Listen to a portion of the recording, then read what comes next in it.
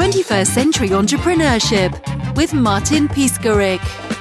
I just launched my book, which is about Gen Z, right, on August 17th.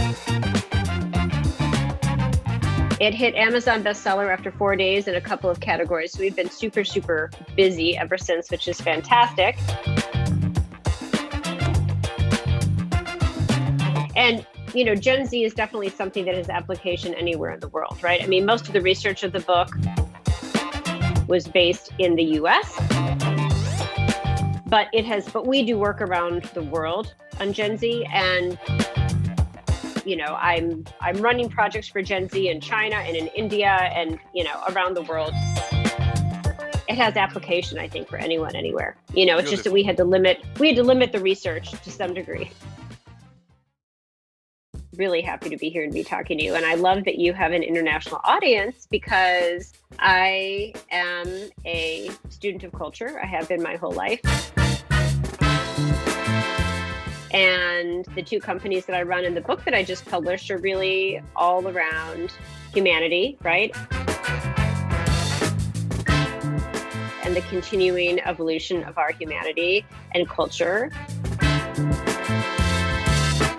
And that affects all of us around the world, right? And so my personal journey really is my professional and my personal lives are very much fused, I would say, because I've always pursued as an entrepreneur things that are of great passion to me. And when I was really young, I'm from the US and I'm from a town called Cedar Rapids, Iowa, which is kind of smack dab in the middle of the US. So it's not the global capital of the world.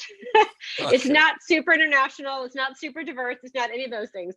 It's kind of like this cruel joke of nature that I was born there because I've always felt like I'm a global citizen. I've always been interested in culture. And from the time that I could read, I would open up my parents' encyclopedias and I would read about the different countries and how people lived, right? And how they dressed and how they thought about things, or National Geographic, same thing. So I've really always been a student of culture. And I spent the first 10 years of my career in my 20s working for big international marketing and advertising companies and doing anthropological studies for our big clients like Procter & Gamble and Kellogg's and McDonald's and all of these big companies, right? Helping them understand how people live, how people eat, how people dress, how they care for themselves, how they do their laundry, all of those kinds of things. And then what I decided in my 30s was that I wanted to start my own cultural consultancy. So I was 31 years old. That was 19 years ago, and I founded Global Mosaic, and it is a cultural consultancy. And sometimes people say, well, what's a cultural consultancy? But here's the thing, when you're an entrepreneur, right, you get to decide what you want to do and you get to decide what you want to call it. So I decided, I'd never heard of a cultural consultancy before, but that was my dream job. So I just created it. So Global Mosaic is a cultural consultancy and have spent the last 19 years working with companies, sometimes really big companies, sometimes smaller startups, even countries, even presidential candidates in the US, help them understand cultural movements and trends, right? How is our culture continuing to evolve, right? How are we thinking about aging differently? How are we thinking about health and wellness differently? And generations are a big part of this, right? So how are boomers thinking about aging differently? How do millennials think about home, or how do millennials think about work differently than older generations? And then about 2 years ago, we started doing a lot of work with Gen Z. And Gen Z is born between 1997 and 2010, roughly. It's not a perfect science, but so they're roughly 10 to about 23, maybe just turning 24 years old. And I was absolutely in awe of this generation, because there's kind of a misperception that they're just the younger millennials, but they're not. They've actually grown up very differently. They have very different worldview and very different ideas. And I was so in awe of them that I decided a year and a half ago to start a second company called Z Speak, which is all about Generation Z. I just decided they were going to be so impactful in the future of our world that I wanted to create an entire company that was just focused on understanding them, researching them, consulting related to them. And as part of that, as I was doing research and I was reading everything that I could get my hands on Gen Z, I realized, you know, there isn't really much that's been written about them that's really meaningful, that goes really, really deep. We tend to hear about and I don't know what it's like in Croatia or in Europe, but I would say in the US, the media has mostly focused on Gen Z just being, teenagers staring at their phones all the time. Or we have something Exactly. called, cancel culture. They're always trying to cancel everybody or trying to tear everything down. They're angry that we've ruined the environment. They're angry about this or that.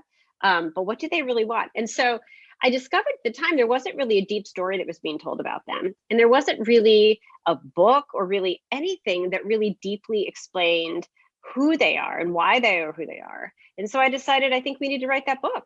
So a year and a half ago, we started doing our own independent research amongst thousands of Zs and compiled all this information, interviewed thousands of Zs, and wrote a book that launched August 17th of this year called Generation We, The Power and Promise of Gen Z. And we hit Amazon bestseller in multiple categories after just 4 days. So I think it was a story that a lot of people were ready for and wanted to hear and wanted to understand.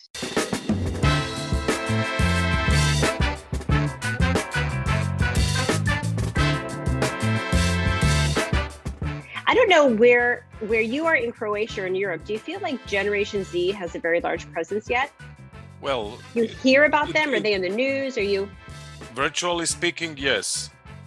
I mean, on the internet, I'm completely sure they are present on various ways, but otherwise not so much. Yeah. I mean, I would say, for example, here in the US, 3 years ago, no one really heard about Gen Z, right? No one really knew much about them. They were just kids, right? And then in 2018, 3 years ago, we had a really significant gun shooting at a high school in Florida, Parkland, Florida, which you may have heard about. And so those kids, Emma Gonzalez and a number of other teenagers, these high schoolers, stood up and held a huge press conference and said, we call BS on this. We call BS on your thoughts and prayers. We call BS on your inability to regulate gun violence in our country and keep us kids safe. We're going to take over. You haven't fixed this, right? We are raising our voices and we're organizing. And a month later, they organized something called March for Our Lives in Washington, D.C. with over 1 million youth participating.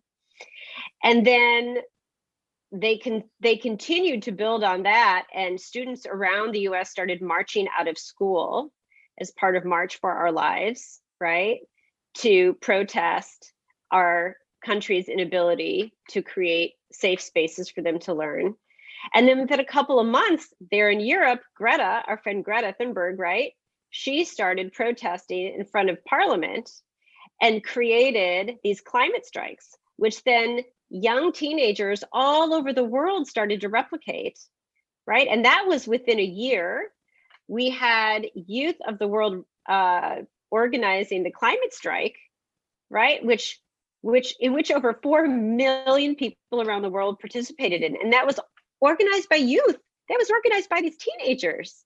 And so people really started to stand up and say, wow, who are these kids? We have not seen youth organizing like this. Since maybe the 60s, the civil rights movement, there were a lot of social movements in the 60s. But even then in the States, for example, the largest protest in the US during the Vietnam years was only maybe about 500,000 people. Mm-hmm. And here, Zs are organizing millions of people around the globe. And then, as you probably are aware of, last summer, over the last year, we've had all these Black Lives Matter movements, right? In which 77% of our youth, of our Zs, have participated in, and they're leading much of that work. So on the ground here in the US, it seems like 3 years ago, we didn't even know who these kids were. And now you can't open up the news on any given day without someone in this Gen Z cohort that is taking a really large stance on something. Even thinking about the Biden's inauguration this past January. I don't know if you watched that, but The young there was poet. 24-year-old Amanda Gorman. The young poet, yes. Who stole the show at that inauguration? I would say it was her, right? It was the 24-year-old who stood up, and her words and her honesty. And that is what is amazing about Gen Z is they're actually, despite their youth, they're so savvy, and I'm happy to talk about the reasons why, but they are so savvy. They're so aware. They have really fresh ideas on what we need to do to move forward as a society. And they really are not afraid to use their voices. They've been on digital, they've been on social media their whole lives. They're very comfortable using their voices and putting their opinions out there in a way that we never were at that age. At 16, I didn't do that. I didn't stand up and, even in a room full of adults.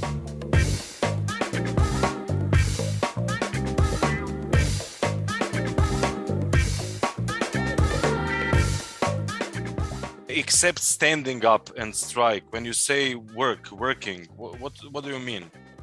When I was 16, I was the youngest author of IT broadcast in Croatia on local radio stations. So I was not just standing up and strike. I was working. Yeah. And all of us, or most of us, were working when we were young, and especially in the States, you have that kind of culture. You will start with selling lemonade or whatever, you will help your parents. So from that point of view, as I'm not very familiar with that generation, is that only what is not good that I'm and what I'm standing up for or against, or is there anything that they actually do? Absolutely. It's a great question. No, and that is one of the misperceptions around Zs too, that I wanted to really make that point in the book, and all the work that we're doing and the interviews that we're doing is that they are in fact not just angry kids, right? Because I think that is something that older generations often look at youth and say, oh, they're rejecting everything that existed before them. They want to tear it all down. Et cetera, et cetera, et cetera. But they're not just angry. They're actually really, really solutions oriented. And I think an example of that is in the sphere of climate. So for example, in the US, the 3 largest climate organizations in the US are all youth created and youth led. There are 3 of them. There's one called Sunrise. There's one called Fridays for Future, which is actually inspired by Greta's work. And there's one called 0 Hour. All of those have been started by 16-year-olds, 17-year-olds, 18-year-olds, 19-year-olds, 3 largest climate organizations in our country. And they don't just strike, they have very specific demands. They are very educated and they have very specific demands about what they are seeking to change. They have very specific demands in terms of what are required in terms of our emissions, for example, and keeping us below 1.5 C, right, versus pre-industrial levels. They have very specific ideas on what we have to do to get there. And even actually that climate strike that happened in 2019 with the 4 million people around the world, that was very intentionally organized 3 days before the UN climate summit, the COP, right? Very intentionally to state and make certain demands of what they expected the international organizations and international delegates to agree upon during that UN summit.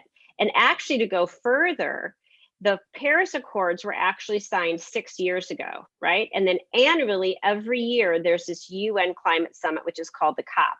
Last year, in the year 2020, that was meant to be the 5-year mark after the Paris Accords were signed. It was a really important COP because in that particular meeting, they were going to up their admissions commitments. All these countries are going to up their admissions commitments. What happened because of COVID is the adults of the world decided to postpone the COP, postpone this critical meeting, right, to improve their emissions commitments and postpone it for an entire year. This when huge swaths of our population are burning, are on fire. We're in the 6th hottest year on record, right, in terms of climate. So do you know what the youth of the world did? They organized what they called the mock COP last year. So when the adults said, oh, it's 2020, we're in the middle of COVID, we're going to postpone the COP for an entire year. Instead of having it virtually, they could have had it virtually. The kids of the world said, we're going to hold a mock COP. And they actually replicated it. They did a full 2-week international climate summit. The youngest delegates were 11. I think the oldest were in their mid-20s. They had delegates representing 300 countries. They overrepresented the Southern Hemisphere because they know that the Southern Hemisphere is disproportionately affected by climate. And they spent 2 weeks coming up with their demands for the adults of the world. And they put those forward at the end of that 2-week summit and said, adults, when you show up for your real COP 1 year from now, here's what we expect you to do.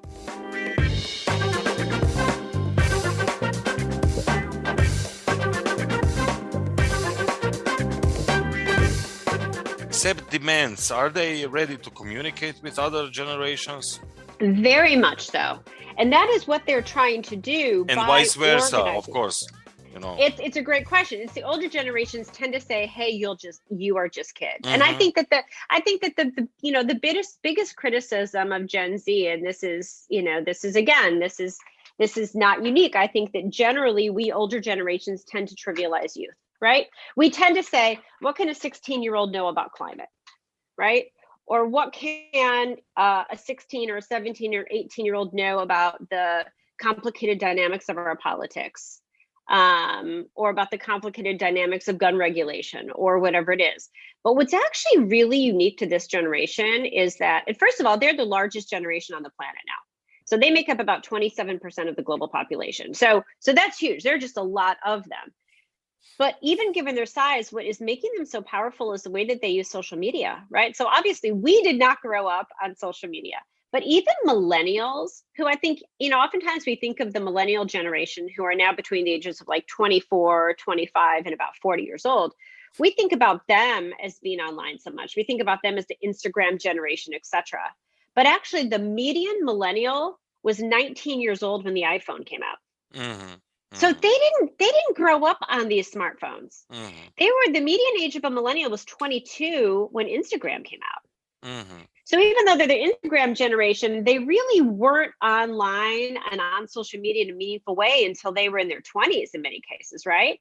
Whereas these guys, Generation Z, they have had, as you probably know, they've had phones and devices and iPads and things in their hands since they were in kindergarten or first grade, or sometimes even younger, right? But using it meaningfully since the elementary years. And what that means is that they've been communicating with each other all over the world from the time that they've been very young. So even though they might not have a lot of years of living, they actually have had access to so many ways of living and so much reality, right? Another thing is we just celebrated, and didn't celebrate, we just marked 9/11 here in the US, right? Super significant day, just took place 4 days ago. And when millennials were in elementary school, maybe teenagers when 9/11 happened, mm-hmm. but they didn't have devices. So they didn't see it happen live. And then their parents or their school, their teachers, administrators had the opportunity to kind of decide how they wanted to tell these kids about what had happened with the World Trade Center, right? Mm-hmm. Wanted to, how they wanted to share that, how they wanted to interpret that for them, right? So, millennials they didn't really see what was happening in the world on a daily basis. But Generation Z, from the time they've been very young, they see everything happen live. They see they see the Afghani people hanging from the planes as they're taking off. They see that happening live, right? They see the climate disasters happening all over the world and the human suffering. They see the mass shootings happening live and unfolding, They see George Floyd being held down by the police officer. They see that happening on their phones. And so it's good and bad, for sure. It means that they don't have an innocent childhood like kids used to have in the past. They have a front row seat pretty much 24/7 to everything that is real and raw and beautiful, but also hard and ugly in our world, right? But what it means is that they're actually super aware and super savvy from a young age. And so they really do have much more of an understanding of what's happening in our world and opinions about it at a younger age than we can even imagine, because we didn't have that.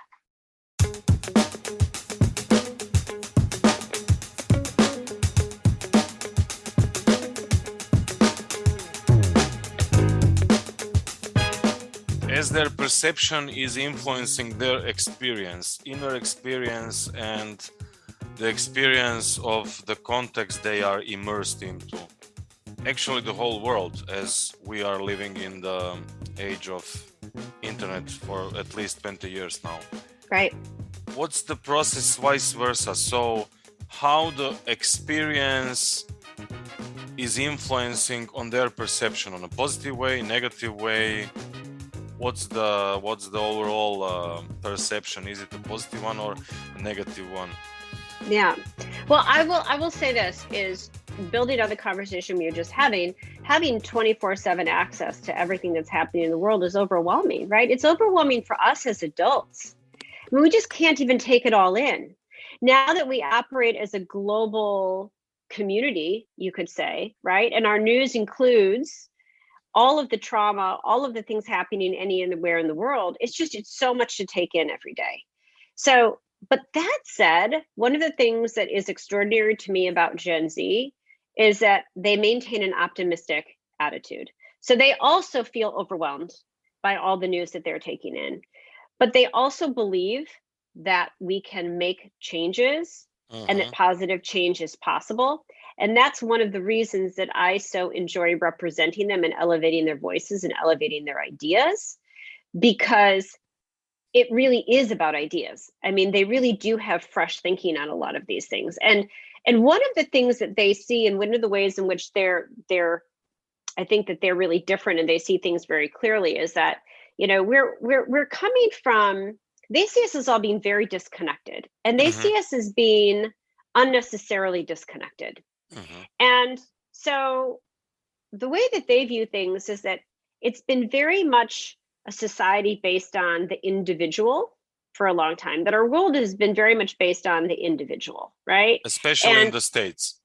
Especially in the States. Because Europe is an old continent. They are more into tribes, for example, than in States. Absolutely. And it is. And your approach to capitalism, your approach to the economy is more cooperative, right? It has more social structures in place than ours does, for example. And you are from marketing, so we are talking about micro differentiation, etc. Yeah. So again, absolutely. individual. Yeah.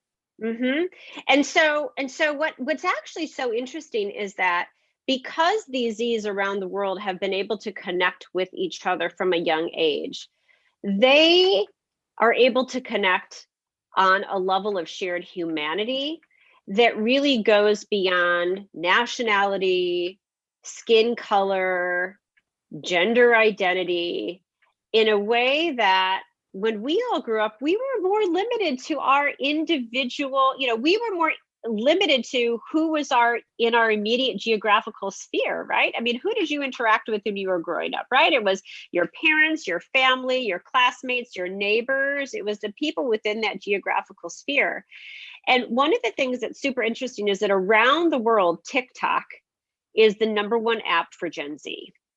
And what happens on TikTok is it's very different than other social media platforms like Facebook or like Instagram, where you go on and you tend to see the people that you friended or the people that you follow and maybe some sponsored content, right? But the algorithm on TikTok is very different in that when you open it up, you land on something called your For You page. And it will have the stories and the short videos from your friends and the people that you follow, but it will also have on any given day the short stories and videos of people from anywhere in the world that are basically being crowdsourced, right? That are receiving the most likes and becoming viral. And so no matter where you are in the world, right? If you're a Gen Z and you're growing up in Croatia, you open up TikTok in the morning and you see a video of what's happening in Afghanistan, right? Or you see maybe a Black youth in Chicago, say, talking about their encounter with the police. Or you see a young teenager in Hong Kong that's participating in, that is, you know, protesting for democracy, right? And so what they find is that I may be 17 and I may live in Croatia. I may be 17 and live in Chicago. Or I might be 17 and live in Hong Kong. But via an app like TikTok, we're sharing our stories all the time, and we're sharing really authentic stories, and opposed to older generations who tend to kind of put their best face forward. It's especially on Instagram, right, which has been highly criticized. It's always kind of patinaed and perfect, and you're wearing makeup, or maybe there's a filter and the backdrop looks great and whatever else, right? You put your best foot forward in Instagram. Zs are living in this world that they know that things are so far from perfect, and they don't really have the time or the patience for airbrushed superficiality. They really gravitate toward what's real and what's raw, and real and raw stories. So they're not putting makeup on, and they're not worrying about the backdrop. They're just telling the story about what's happening to them. It might be how isolated they feel and how much they're struggling with depression during COVID isolation. It might be, it's things that they can all relate to. It might be someone it might be, a 16 or 18-year-old who's struggling with their gender identity, who thinks that they might be trans, right? Or whatever it might be. And even if you identify as straight, you're the same age as this person who's halfway across the world, who is just talking very honestly about their struggle to figure out who they are as a 16-year-old, 17-year-old, 18-year-old. You can relate to that, right? We were all looking to connect with other people who were going through a similar struggle to identify who we were at that age. But now, instead of it happening within just your city or your town or your neighborhood, it's happening on this global basis, which is just absolutely incredible. And so I think that's what makes them so optimistic, is because unlike older generations, I think Zs from a very young age, they really get how we're similar, right? They don't really see how our nationality or how the color of our skin or our gender identity or any of these things really need to be a limiting factor, because they're really connecting on this level of like shared humanity in a way that the rest of us never were able to do. I mean, I love to kind of give this kind of analogy. Like, imagine, Martin, when you were growing up, if every day you came down to breakfast and there were 10 strangers, say you were 17 years old, you came down to breakfast and there were 10 17-year-olds from all over the world who were at your breakfast table ready to tell you the story of their life. And then the next day you came down to breakfast and there were 10 more people that were there to tell you the story of their life. So imagine growing up like that, which is essentially what Zs around the world are doing. So it's creating this really collective generation.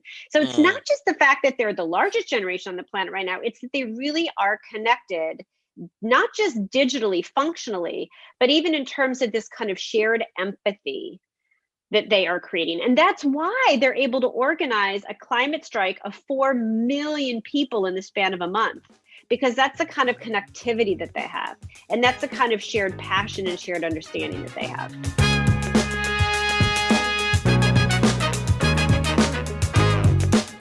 Again, we know that Zs are spending so much more of their time digitally, right? In their short lifetimes than any other generation has. And we don't know what the long-term impacts of all this are going to be, right? We do know that it is making them the most connected generation, as I was just saying, and it's allowing them to really develop shared empathy and shared perspective in a way that's really unprecedented at a young age, and allowing them to really share ideas and build ideas and mobilize and have a strong voice in the world. But at the same time, they do have the highest levels of kind of mental health issues, anxiety, stress that we've seen in the most recent generations. And the American Psychological Association, for example, has had to create new terms just to explain the level of chronic stress that exists, right, from having access to all of this 24/7. The APA, the American Psychiatric Association, has even created new terms to address the specific stress that Zs feel around our climate trajectory, right? Because for those of us who are older, we recognize that the climate is in a state of decline, right? And that, I mean, I think most of us at this point can't argue that global warming isn't real, right? Especially when we see the level of natural disasters that we have the last several years. But for Zs, it's so real, because when we talk about hitting, for example, 1.5 C above pre-industrial levels, which is considered this marker for even greater human suffering and natural disasters and parts of our planet becoming almost uninhabitable. 2030, or we talk about 2050 on a climate model, those seem far away from us. But to a Z, they hear 2030 and they think, well, that's my graduation year. That's the year I meant to graduate from college, for example, right? Or 2050. I mean, I hope to have a family then. So they actually have the lowest incidence. They have the lowest stated incidence for having children. Over 50% of Zs around the world say that where they live, they feel has already been impacted by climate change. And so there are actual terms that the AP has come up with, like eco-anxiety, eco-PTSD, various things like that. So yeah, being connected all the time and being aware of everything going on in the world absolutely has its dark side, for sure. And then you also, kind of asked, well, what about in real life, right? IRL, in real life, how does that fit in? Do they really just want to be staring at their screens all the time? And I think that is the characterization of Gen Z, is that they would just prefer to be on their screens all the time, right? In fact, if you do a Google image search for Gen Z, it's actually kind of fun to do this. Type into the search bar, Google image search bar, Gen Z, and you'll get pages and pages and pages of teenagers literally just staring at their phones, right? And we've all seen it. It's real. We've all seen Zs together in real life in the same physical space, but yet they're all looking at their phones. And we think they can't even communicate with each other. They're not even having a conversation with each other. But actually, what's been really interesting in the research that we've been doing is, especially exacerbated by COVID, right? And this forced isolation and not being able to go to school and having to do remote learning and not being able to go into an office or go to your internship, that the Zs that we've talked to, and we've interviewed, again, thousands of Zs about coming out of COVID and what they've learned and how that's impacted them, and it's how it's made them, what they've learned, right? Many of them talk about how it's really made them realize that there is not a substitute for being with other humans in real life. There is not a substitute for being in a classroom with a real teacher. There isn't a substitute to being at a workplace with that kind of shared energy, right? And interaction that you get when you're with your coworkers working on something on Zoom all the time. And so that's one of the number one things that Zs have told us. And they've also said that it's really made them realize that when they're able now, increasingly, to be with their friends in real life, that that's something they can't replicate online, right? And so it's really interesting. Here's this generation that's had devices in their hands from a really young age. And one of the, I guess you could say, positives of COVID is that forced isolation has really helped these digital natives understand and appreciate and have renewed appreciation for in real life interactions. And amazing. I think what'll be interesting is actually the generation that comes after Gen Z. They've already named them the Alpha generation, and those are basically the kids that are 10 and younger. And obviously they're so young, we don't know much about them yet, but the Alpha generation, this younger generation, will be the ones that are really always going to be colored. Their probably educational work experience is always going to be colored by COVID, right? Because education is probably never going to be quite the same. We'll probably always have a much higher presence of remote learning. We'll always probably have a much higher presence of remote working. So it'll be really interesting to see what this means actually for the generation that comes after the Zs, the Alphas. It's much too early to call that yet, but these young kids, 10 and younger, are really growing up on devices all the time with the most limited in real life human interaction that any generation has ever had. So what does that mean? We don't know yet. And we don't know how the COVID trajectory is going to play out, how much longer that will last for them either.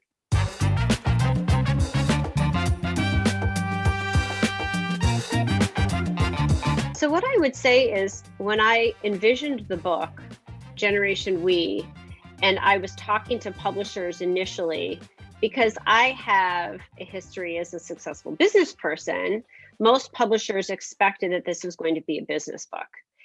And I had conceived it very intentionally and said to all the publishers that I was talking to, this is not a business book. It has business application 100%, but it's much, much broader than that. Because Generation Z is so powerful. They, as I said, are so united, right? They have such unified ideas and they're just getting started. The median age of a Gen Z is 17 years old. And think about the impact they're having already, right? Most of them aren't even earning their own money yet. Most of them aren't even in college yet. Most of them aren't in the workforce yet. So imagine, most of them aren't able to vote yet. So imagine what that coming impact is going to be. And so the book is actually divided into two parts. And the first part is called The Roots of Their Power. And it really talks about these things. It talks about how they're so connected. It talks about the impact of all of that. It goes into a lot more specifics and details and examples. The second part of the book is called The Coming Transformation. And it really talks about the impact that Zs are going to have and how we think about gender and how we think about diversity and how we think about the environment and how we think about capitalism, right? And how we think about politics and et cetera. And each chapter is broken down that way and presents ideas that come from Zs themselves on what they see and hope to impact in our shared future globally. And so the feedback that we've received, and this is thrilling to me, is that a lot of the people who read this book, who have read this book since we've published on August 17th, are parents who know that their kids view the world differently than they do, and they want to understand more about their worldview and why they think the way that they do, and they want to be able to engage them.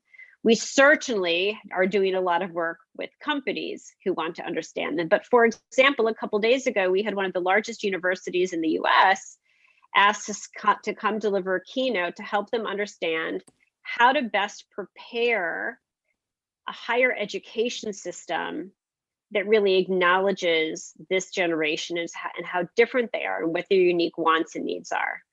We have governments and we have mayors that are coming to us and saying, we need to understand this future constituency and we need to understand what they really want and how to serve them. So that's the biggest thrill to me, is that as intended, it's not a business book, but it's more a book about this larger societal transformation that this huge united generation is going to be driving.